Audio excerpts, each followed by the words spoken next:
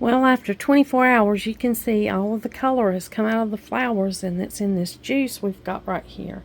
So I'm going to drain these flowers off, and we'll just be left with the juice. Now the juice off of these flowers is what you'll make the jelly from.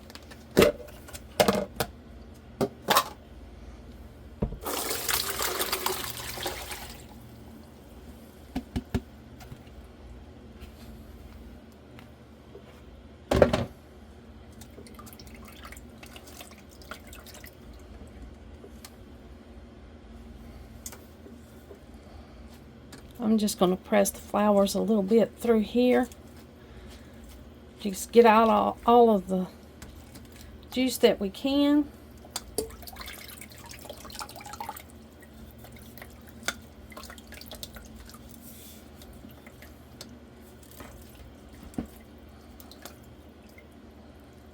Now you can feed the flowers that are spent. You can see they've changed colors. They're not the Redbud color anymore. And this juice has turned this beautiful color. It's got the flavor and everything out of those Redbud flowers. I'm just going to do the same thing with the other container of Redbud flowers that we've soaked for 24 hours.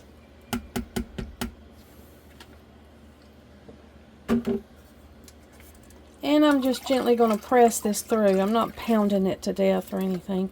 I'm just pressing it a little bit just to get as much juice as we can out of our flowers.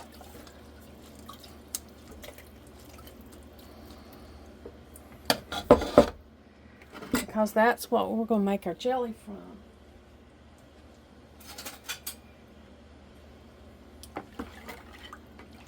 It's a beautiful color. This is the beautiful color your Redbud jelly is going to be. Now I've got some canning jars here that you just pick up at the local store. They're just plain. I'm going to go ahead and take the lids off, get these ready, get them washed up, and get them ready for making jelly.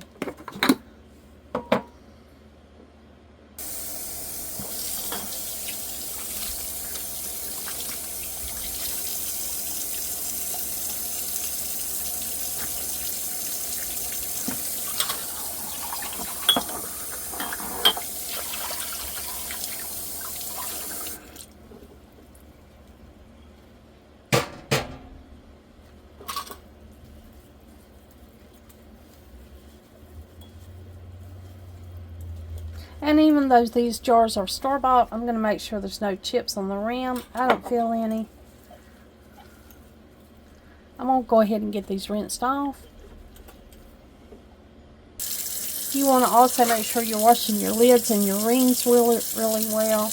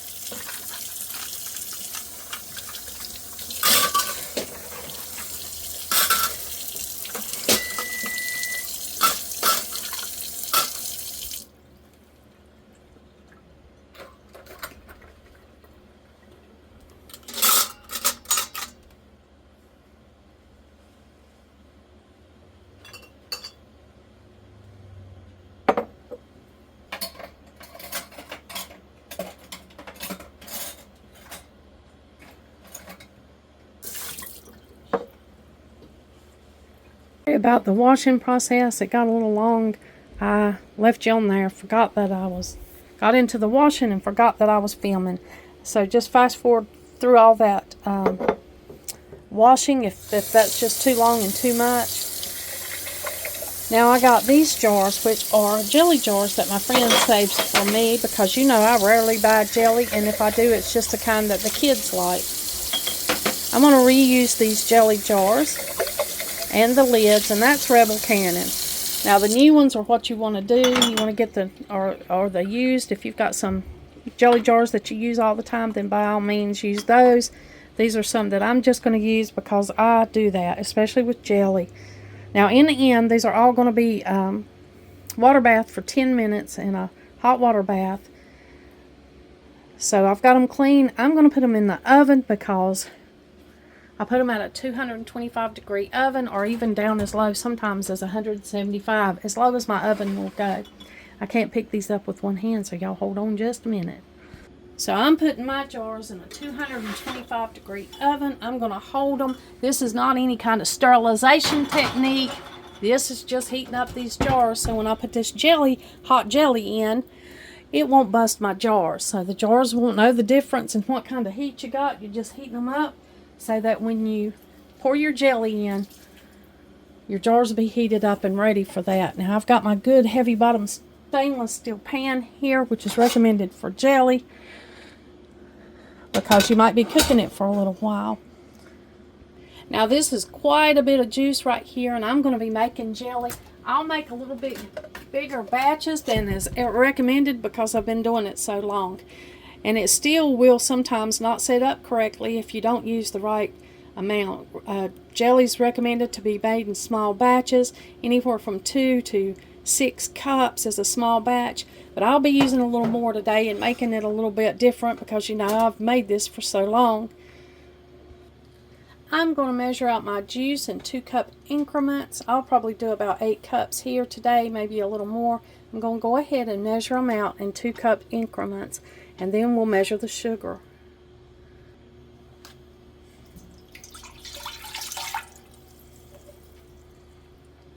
So this is my last 2 cups. So I've got 10 cups of jelly in this pot right now, or I'm sorry, 10 cups of juice to make jelly. Now if you were to taste this juice right now, it would just taste kind of like cranberry juice is before you get it any sugar or anything added to it. It's got a pretty tart taste. We're going to add about 2 tablespoons of lemon juice to every cup every 2 cups that I've got in here. So that's going to be 5 tablespoons of lemon juice we'll be adding. I like to use bottled lemon juice because, you know, bottled lemon juice is always the same when you use it. The consistency of the acid does not vary. You know, it's made the same way it's tested. So this, every time you use lemon juice, it's out from a bottle, it's going to be exactly the same amount of acidity into that lemon juice as the first tablespoon is going to be the same as the middle and the last tablespoon. So you see, it's a uniform. And if you use real lemon juice, which is wonderful, but if you're going to process something, as long as this jelly is going to be processed, it's not going to matter whether it's fresh or bottled, because your desired effect of this is to add enough acid in here to make this jelly make the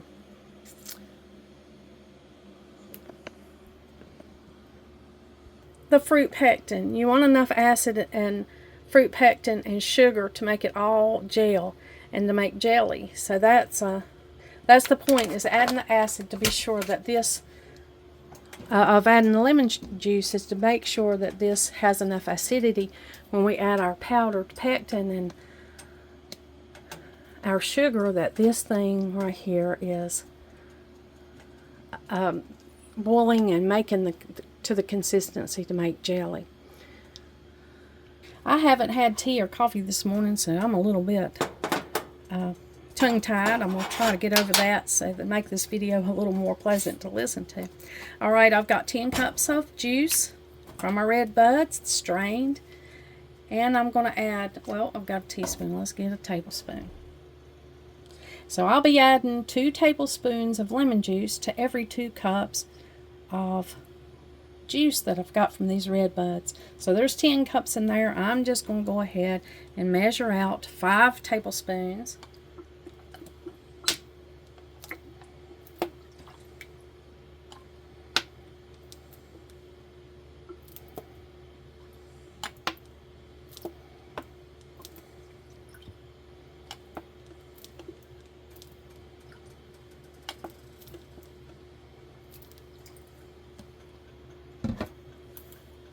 So we got 5 tablespoons of lemon juice here that we're going to add over here to our Redbud juice. I'm going to stir that in really well.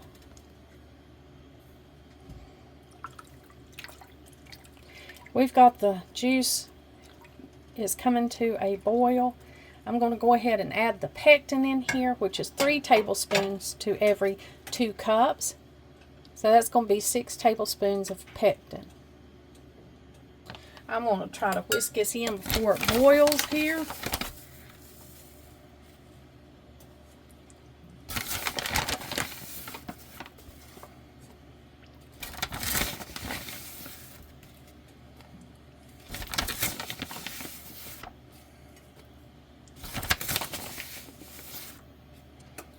Get it mixed in really good. And you know, growing up, we would use apples. Would have made got our own pectin through green apples, and we would have added green apples. But I've got powdered pectin today that I'm just going to add it like this. Make sure that's incorporated in there really good. We've added our lemon juice and our pectin. We're going to bring this to a boil, and we're going to add our sugar all at once. Now, when you're straining this, you might have some little bits in the bottom like this. Most people just throw that away, but this is such, you know, a treat. I'm just going to strain the juice right out, catch all them little bud bits. And I'm not going to waste a drop of this because, you know, this is really good stuff. We can only make this seasonally one time a year when those red buds are blooming out. And we're going to make sure we make the most out of every drop of this jelly, of this juice, so that we can make some good jelly. I'm going to go ahead and strain this other container.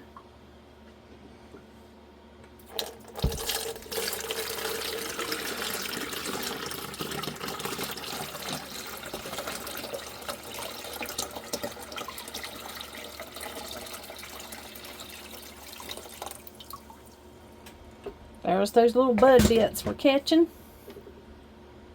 You don't want that in your jelly. You want it to be as clear and clean as it can possibly be. Now I'm boiling this here. You know, this is the Redbud juice. We'll call it juice, where we poured the water over the Redbuds and let it set for 24 hours. Then we added the 5 tablespoons of lemon juice, because, you know, we had 10 cups of juice. So we got 10 cups of juice. We're going to use 5 tablespoons of lemon juice, and of course that's 1 tablespoon, I'm sorry, that was 10 tablespoons of lemon juice to 10 cups of juice. You use a tablespoon of lemon juice per cup. So I amended that. So we've got 10 cups of Redbud juice, 10 tablespoons of lemon juice, and then we're going to use 6 tablespoons or 6 tablespoons of pectin. That's what's in here. That's what's boiling. We're going to get out our sugar. I am doing that old-fashioned recipe where you do 1 cup of juice to 1 cup of sugar. We've got 10 cups of juice, so we'll be using 10 cups of sugar today. So I've got to get that ready. I'll add that sugar all at once and stir as I'm adding that sugar, and then we'll let our jelly thicken up a little bit, and then we'll put it in our jars and water bath them. Okay, so we've got a good rolling boil here for this Redbud juice, lemon juice, and our pectin. Now I'm going to stir the sugar in. And we're making jelly.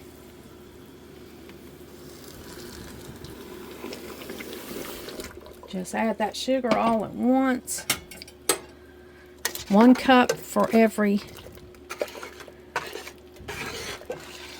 cup of juice.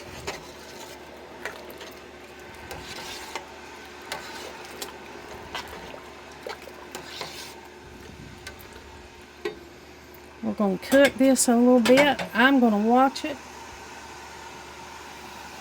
Well, that's the wonderful thing about adding the pectin, is that you don't have to wait for this to gel up. It's going to gel up on its own because you've added the pectin.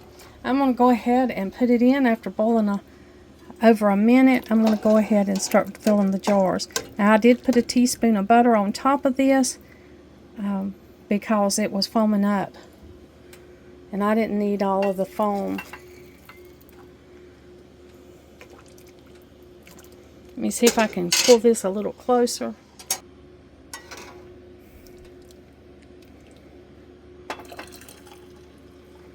Go ahead and get all of these jars filled.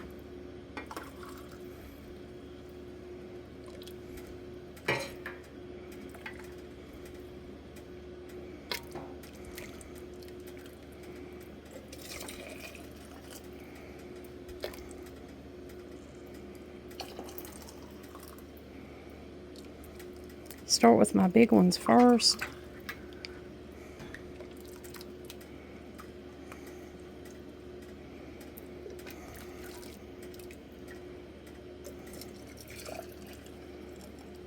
Now it's not thickened up yet, but it will thicken up as it cools. And it is a beautiful, beautiful color.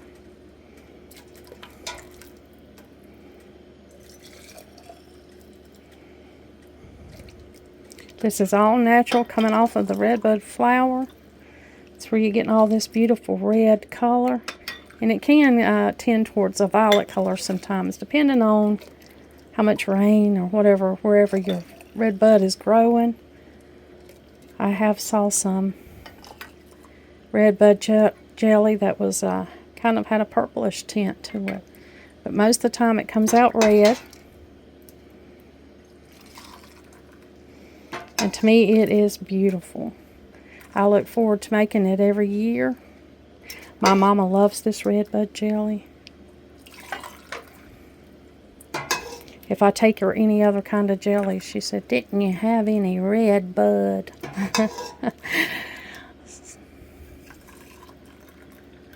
So I always try to give her some. And of course, these Redbuds are blooming right here around her birthday, so that's a good, I always include it with her birthday gift.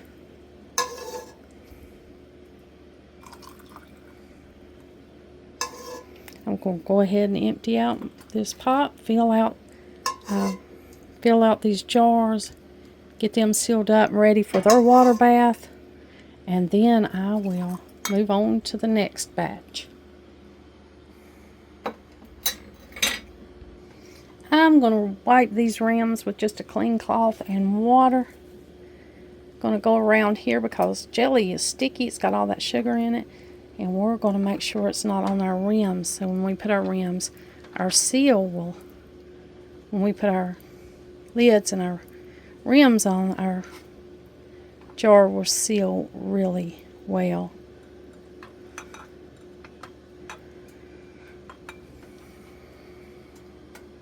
We can put our lid on just kind of finger tight. We're not going to tighten these real hard. We're just going to put them on finger tight.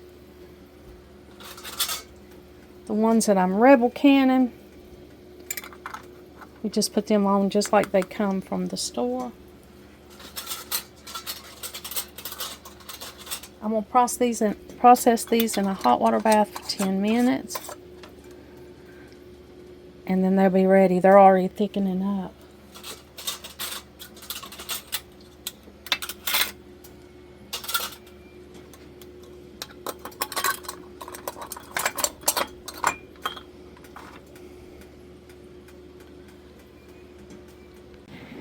Got the jelly boiling in a water bath. Had it set for 10 minutes. This will be done here in just a bit. We'll be getting it out, and I'll be moving on to the next batch. Okay, our timer is beeping. It's at the end of the time. We're going to go ahead and get these beautiful jellies out.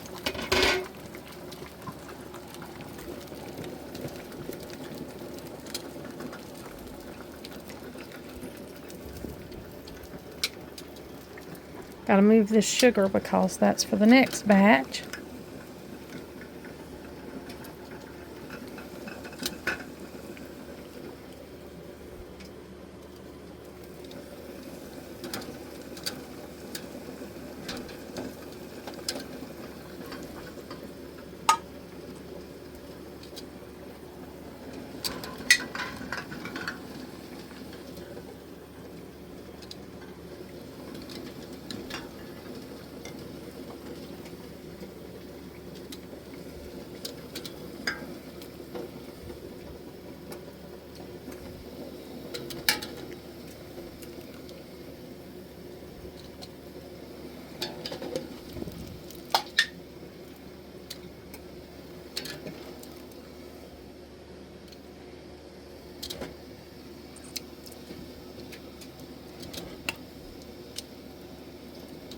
Got to get these two sealed up, and then we'll be finished with the first batch of Redbud jelly. Isn't it beautiful?